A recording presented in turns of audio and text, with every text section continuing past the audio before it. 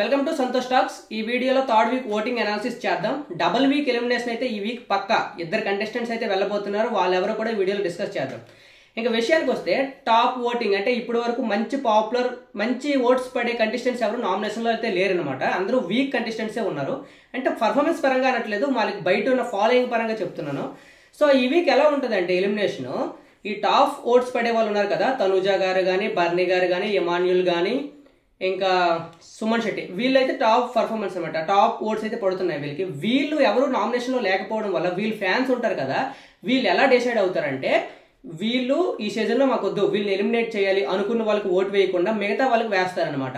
So for example ఇప్పుడు ప్రియా ఉంది, ప్రియా నాకు బిగ్ బాస్ హౌస్లో ఉండడం ఇష్టం లేదు అనుకో, వాళ్ళు ఏం చేస్తారు, మిగిలిన ఓట్స్ అన్ని మిగిలిన వాళ్ళకి వేసేస్తారు. సో అలా వేయడం వల్ల ఏమవుతుందంటే ప్రియాకి వీక్ ఓట్స్ పడతాయి. సో ఇవన్నీ ఈ వారం ఓటింగ్ అనాలిసిస్ ఎలా ఉంటుందంటే వాళ్ళకి ఇష్టమైన పర్సన్స్నే వేస్తారు. ఇక్కడ ఫ్యాన్ ఫాలోయింగ్ బట్టి కాదు, టాప్ కంటెస్టెంట్స్ లేకపోవడం వల్ల వేసుకుంటారు అనమాట ఓట్స్.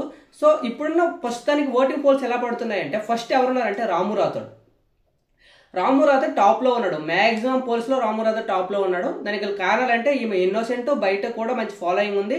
దాంతోపాటు ఇతను అందరితో మంచిగా ఉండడం వల్ల ఏమవుతుందంటే వాళ్ళ ఫ్యాన్స్ కూడా రాము రాథోడ్ ఉండాలి ఇంట్లో అని వేసే వాళ్ళు చాలా ఎక్కువ మంది ఉన్నారనమాట. సో రాము రాథోడ్ అయితే టాప్లో కంటిన్యూ అవుతున్నాడు. సెకండ్ హరీష్, నేను ఏదైతే ఎక్స్పెక్ట్ చేయలేదు, హరీష్ గారికి మామూలు గ్రాఫ్ పెరగలేదు. దానికి కారణం ఏంటంటే ప్రియా, పవన్ కళ్యాణ్ వీళ్ళకున్న హేట్రేట్ వల్ల హరీష్ గారికి ఓట్లు పడుతున్నాయేమో అనుకుంటున్నాను. అంతేకాకుండా ఒక సెక్టర్ ఆఫ్ ఆడియన్స్ ఉంటారనమాట హరీష్ గారికి.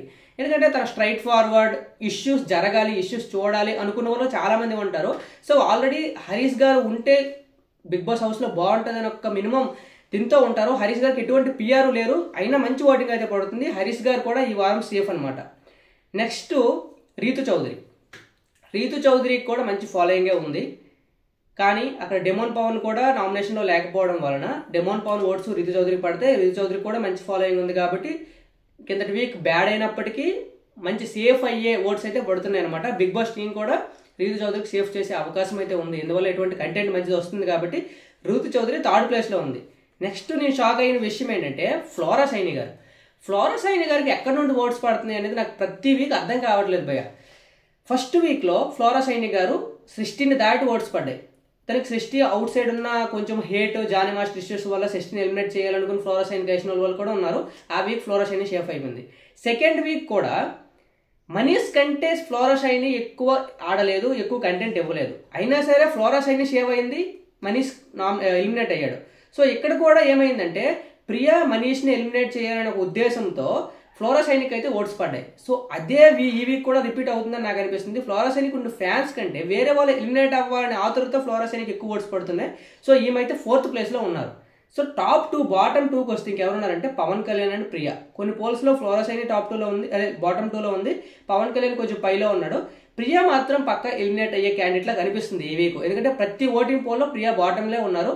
పవన్ కళ్యాణ్ కూడా డేంజర్ జోన్లో ఉన్నాడు. సో పవన్ కళ్యాణ్ ఫ్యాన్స్ ఎవరైనా, ప్రియా ఫ్యాన్స్ ఎవరైనా ఉంటే ఓట్స్ వేసుకోండి.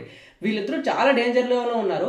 కానీ ఈ వీక్ డబుల్ ఎలిమినేషన్ ఉంటుందని ఎందుకు అంటున్నానంటే డబుల్ ఎలిమినేషన్ ఉండే పాయింట్ 95% డబుల్ ఎలిమినేషన్ కన్ఫామ్. ఎందుకంటే ఈరోజు నైటు అగ్ని పరీక్ష షో నుండి 4 అయితే వెళ్తున్నారు. ఆ 4 కూడా నేను కింద వీడియోలో పెట్టాను చూడండి. ఆ 4 కూడా వెళ్ళి ఆ 4 కొంచెం పర్ఫార్మెన్స్ చేసి వాళ్ళు ఎవరో ఒకరు బిగ్ బాస్ హౌస్లో ఉంటారన్నమాట.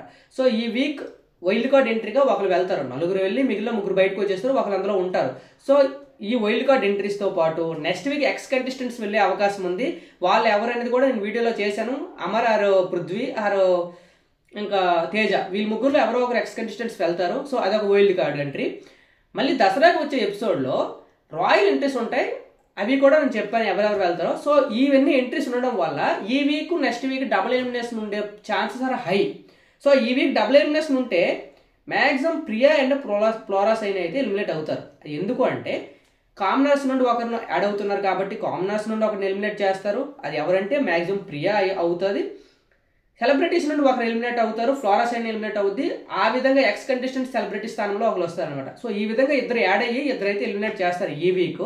సో మీరు ఎవరు ఎలిమినేట్ అవ్వాలనుకుంటున్నారు, మీరు ఎవరికి ఓటు వేస్తున్నారు అనేది కింద కామెంట్ చేయండి, లైక్ చేయండి, వీడియోకి మర్చిపోకండి. Thank you.